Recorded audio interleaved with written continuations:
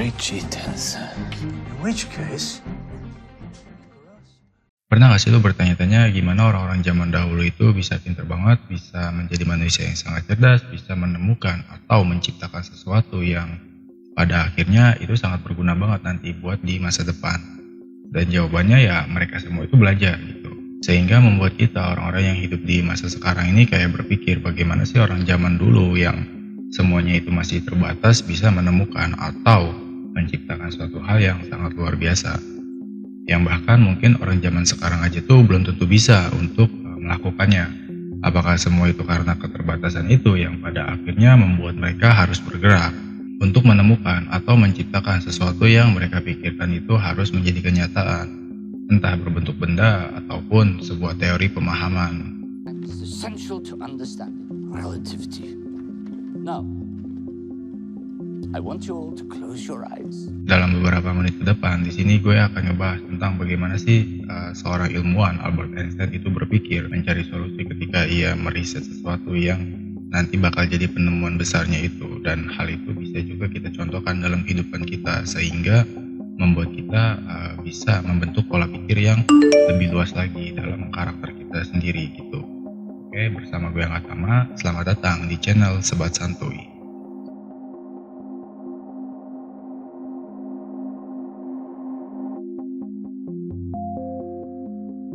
Oke, sebelumnya kita bahas dulu tentang biografinya si Albert Einstein ini.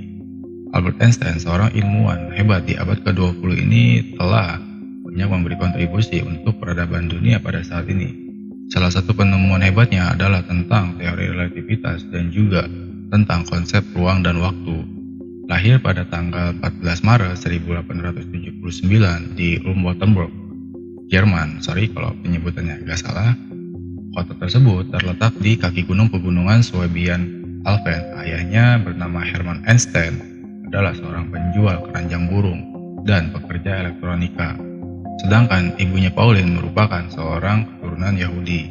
Seperti pada anak umumnya, Einstein dia kalau marah-marah itu suka banget lempar-lempar barang. Lalu ketika dia masih balita, kemampuan berbicaranya pun tergolong lambat daripada anak-anak seusianya. Mempunyai kepribadian yang pemalu dan juga suka menyendiri. Mungkin tergolong introvert gak sih kalau kayak gitu? Kayak sih tergolong ya. Pendidikan dan karir Einstein pada tahun 1889 di usianya yang ke-10 tahun. Einstein masuk di sekolah dasar di Munich. Di sekolah ia gemar banget nih ngebaca buku tentang alam dan juga sains. Apabila ada pelajaran bahasa dan menggambar, ia lebih memilih untuk bolos.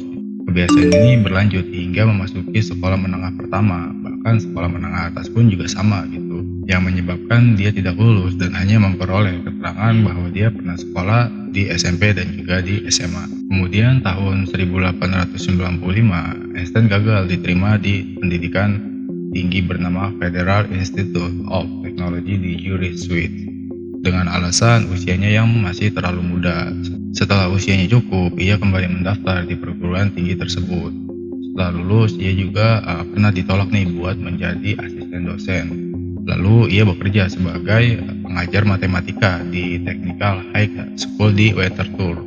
Di sela-sela kesibukannya sebagai pengajar, ia tetap melakukan riset pribadi serta menulis. Banyak teori ilmu pengetahuan yang ditemukan berdasarkan riset yang dilakukan oleh si Albert Einstein ini. Di antaranya adalah teori Brown, teori medan terpadu, persamaan massa energi, persamaan medan Einstein, statistika Bose-Einstein, efek fotoelektrik, dan teori relativitas umum dan juga khusus. Berbagai teori ilmu pengetahuan yang ditemukannya membuat kita setidaknya harus memiliki cara berpikir yang sama seperti Albert Einstein. Ya, bukan berarti lo harus menemukan sesuatu biar dianggap sebagai ilmuwan seperti Albert Einstein, itu enggak. Jadi gimana caranya kita mengolah pikiran kita, mindset kita untuk membentuk karakter kita lebih baik lagi nantinya, apalagi ketika kita sedang menghadapi masalah. Lalu bagaimana cara berpikirnya Albert Einstein ini?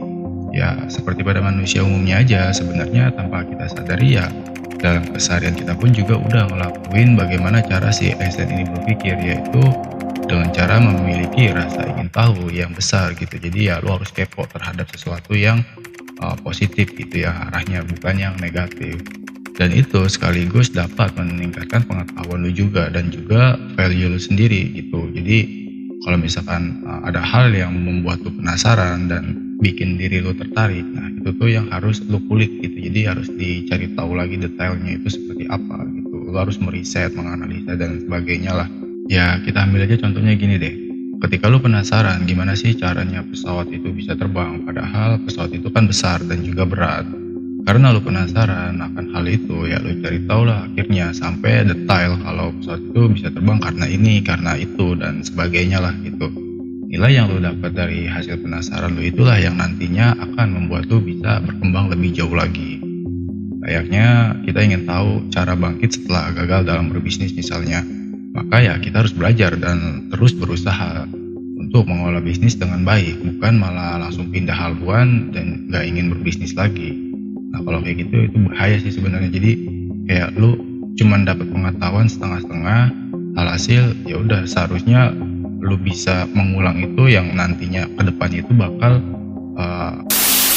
Einstein pernah bilang, jika saya hanya punya 1 jam untuk menyelamatkan dunia, saya akan menghabiskan 55 menit untuk mendefinisikan masalah dan hanya 5 menit untuk menemukan solusinya. Kata-kata Einstein itu menjadikan poin kedua bagaimana cara Albert Einstein ketika memecahkan masalah. Coba lu perhatiin lagi quote Albert Einstein itu. Kenapa dia butuh waktu 55 menit untuk mendefinisikan masalah tersebut dan hanya butuh waktu 5 menit untuk menemukan solusinya. Sebab kalau kita sudah memahami masalah dengan benar, maka kita akan menemukan solusinya dengan mudah. Langkah pertama yang dilakukan adalah memformulasikan masalah tersebut dengan menata atau membuat strategi dari masalah yang kita hadapi. Ada yang mengatakan jika kita sudah mendefinisikan masalah dengan baik, setengah dari solusi masalah tersebut sudah kita dapatkan gitu. Einstein mengatakan memformulasikan masalah lebih penting daripada solusinya itu sendiri. Memformulasikan masalah sederhananya ialah dengan cara mengubahnya menjadi sebuah pertanyaan yang tepat. Biasanya akan menggunakan pertanyaan-pertanyaan seperti what, why, how, atau who. Ya contohnya gini, masalahnya lu gak punya modal ketika lu pengen buka usaha. Apakah tidak punya modal itu adalah masalah? Jawabannya ya bukan, itu adalah sebuah kondisi. Jika lu terus-terusan mengatakan masalahnya gak punya modal, itu gak akan menuntun kepada solusi masalah itu sendiri gitu. Coba lu telah lagi, apa yang menyebabkan lu gak punya modal gitu. Terus mengapa lu gak punya modal, bagaimana caranya lu bisa mendapatkan modal. Coba lu pikirin lagi jawabannya. Misalkan ternyata masalahnya adalah lu emang gak mendapatkan modal. Apakah masalah ini sudah cukup jelas? Tentu belum kan, jadi ya harus dicoba lagi. Coba ajukan lagi pertanyaan mengapa lu gak bisa mendapatkan modal. Ternyata karena lu gak mengetahui ilmunya. Jika ini masalahnya, maka solusi pertanyaan yang harus dilakukan adalah ya lu harus belajar cara mendapatkan modal itu. Entah dengan lu bekerja, mengumpulkan uang, ataupun dengan cara lu meminjam uang di bank. Tuh. Pertanyaan-pertanyaan kayak gitu bisa lu lanjutkan sampai benar-benar memahami masalah yang sebenarnya. Dan sering-sering juga lu harus melakukan yang namanya eksperimen berpikir. Einstein berkata, if you can explain it simply, you don't understand it well enough. Saat kita belum bisa menjelaskan sesuatu dengan mudah, itu berarti kita belum memahami dengan baik. Agar kita dapat menjelaskan dengan mudah tanpa terbelit-belit, maka diperlukan eksperimen berpikir. Eksperimen berpikir diperlukan agar kita dapat menemukan suatu ide dari apa yang kita pikirkan. Misalnya hari ini lo akan berangkat ke kantor dan presensi masuk jam kantor itu di jam 8. Supaya tepat, ya lo harus jalan di jam 7.30 gitu atau setengah 8. Dari sini kita dapat menjabarkan dalam pikiran bahwa harus bangun di jam 6 pagi untuk olahraga dan juga mandi. Kemudian di jam 6.45 lo menyiapkan sarapan dan bekal untuk nanti siang gitu. Lalu jam 7:20 pengecekan perlengkapan barang-barang itu harus lo persiapkan juga supaya nanti lo nggak ada yang ketinggalan gitu nantinya kan. Nah tepat pukul jam 7.30 lo udah harus jalan menuju kantor lo, entah lo berjalan kaki ataupun naik kendaraan. Hanya saja eksperimen berpikir supaya nggak datang terlambat ke kantor bisa aja berhasil, bisa juga enggak. Hal ini dikarenakan ada banyak situasi dan juga kondisi dalam perjalanan yang tidak dapat lo terka. Oleh karena itu dibutuhkan eksperimen berpikir selanjutnya supaya dapat menentukan waktu yang lebih tepat untuk berangkat ke kantor.